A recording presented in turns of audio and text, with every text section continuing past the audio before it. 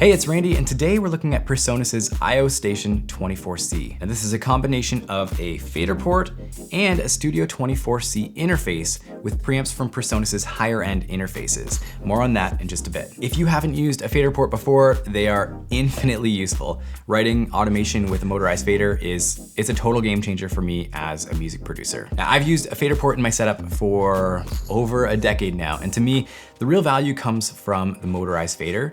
To be completely candid with you, I don't use the transport controls very much, and even some of these other features. To me, leaving the keyboard to press a physical button just doesn't often make sense, especially with how comfortable I am with keyboard shortcuts. It feels like a stretch to have to reach to this device sometimes, but a motorized fader is an absolute must for me. I just absolutely love them. That said, this version of the Faderport is really old. I think it's like 12 years old now. It's been giving me a lot of issues. It's clear that they're no longer servicing this, so I needed to upgrade. And that's where this came in. First, the price. This MSRP is for around $400 US. Now that may sound like a lot to you, but when you consider it's really two devices in one, if you were already after a Faderport for like $100 more, you can get a 2-channel interface with preamps from PreSonus's highest tier fleet. It's really not such a bad idea if you look at it that way. And there are often better prices out there available. I will link the very best prices that I can find down in the description for you. Now let's start by covering the I/O, and we'll sprinkle in some sound tests as we go. And just remember, it is completely free to subscribe to this channel. Thanks. Now the IOStation has 2 Neutrik combo jack inputs supporting XLR microphones, 1/4-inch instrument, or line. It has the X-Max microphone preamplifiers from PreSonus's highest tier of interfaces. Now let's take a quick listen to these preamps, and I'll shoot them out against my Sound Devices Mix Pre 6.2, which in my opinion has some of the best preamps at the consumer level. So let's take a listen. So when you figure yourself out, be sure to let me know, 'cause I'm burning with desire. So when you figure yourself out, be sure to let me know, 'cause I'm burning with desire.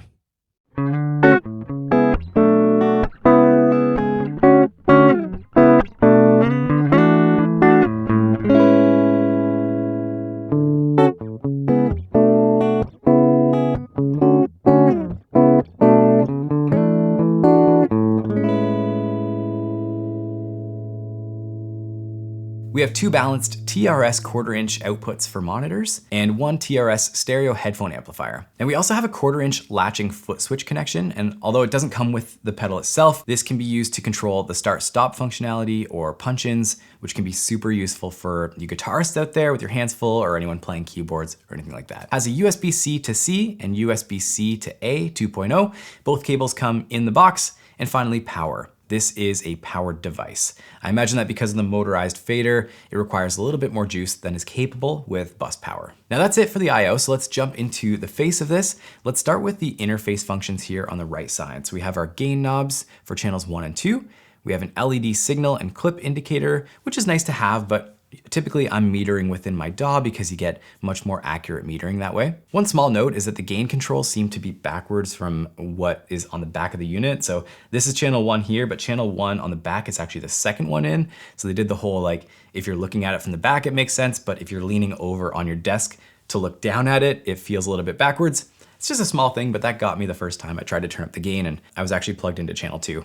Not a big deal. We have a universal line or instrument toggle, and by universal I mean that it applies to both channels. And we also have a universal 48-volt phantom power option. We have our mix knob for 0 latency monitoring. It'll go from inputs to playback. It's pretty standard on most interfaces these days. And we have our headphone knob with a lot of juice to power your power-hungry studio cans. With my Audio-Technica headphones, typically right around 9 o'clock, which is hardly up any, and it's got plenty of juice to power my headphones. And finally, we have a main knob to control the master level of your reference monitors, and a really handy mute switch, which is awesome for you bedroom producers out there. This is separate from the headphone. It doesn't affect the headphones at all. It just turns off your studio monitors, which is really handy. Now, the rest of this is broken down into 3 sections. We have our channel strip, we have our session navigator, and we have our transport controls. So let's start with the channel strip. And now, quick tip, when you power this device on for the first time, there are actually combinations of buttons that you can use during the boot sequence, which will unlock different DAW modes or protocols. So in my case, using Pro Tools, I have to boot holding the next button. Once it boots, I press touch and that boots into HUI mode. So just make sure to check the manual to see what boot mode you need for the DAW that you're using, and they include setup instructions for each DAW, so it's super straightforward. Just check the manual.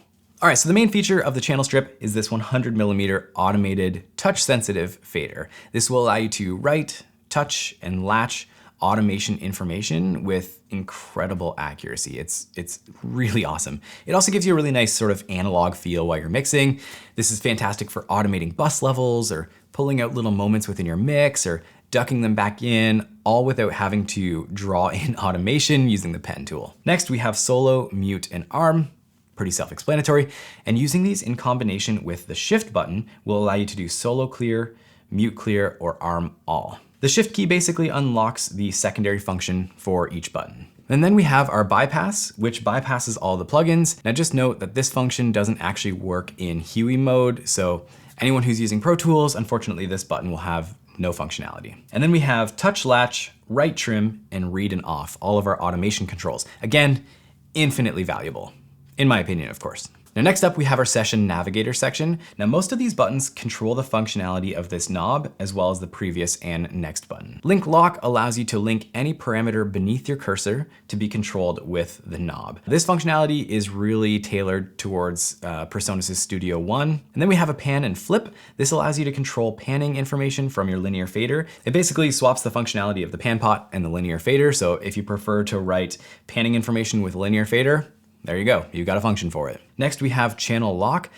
This will allow you to tab between different channels, which is quite handy. And of course you can combine these with your keyboard shortcuts. So you can use Option to select all, you can use Shift to select adjacent, which is very handy. Now this functionality was a little bit buggy for me within Pro Tools, so discretion advised, I guess, or whatever. Scroll zoom here, pretty self-explanatory, allows you to scroll through or zoom. The master button will link this knob to the master fader within your session, so it's kind of nice to have access to this at any point. Click will toggle on your click track on and off. You do have to have a click track created within your session for this to do anything. Section will allow you to nudge a section by a given amount, so whether that's milliseconds or by grid if you're in grid mode. And when marker selected, you can tab between existing markers in your session. Previous and next buttons will go back between markers, and pressing in the knob itself will create a new marker. It'll snap towards the nearest grid, or if you're in slip mode, it'll just drop immediately. And finally, we have these F buttons, F1 through 4, which are user assignable, which is awesome. Now this feature appears to only work in Studio One, way less awesome. Okay, and last but not least, we have our transport controls. Now, as I mentioned, I don't really find a whole lot of value in these. I have a space bar below my thumb the entire day. It just feels like a lot more work to have to leave the keyboard to come up here to press a button.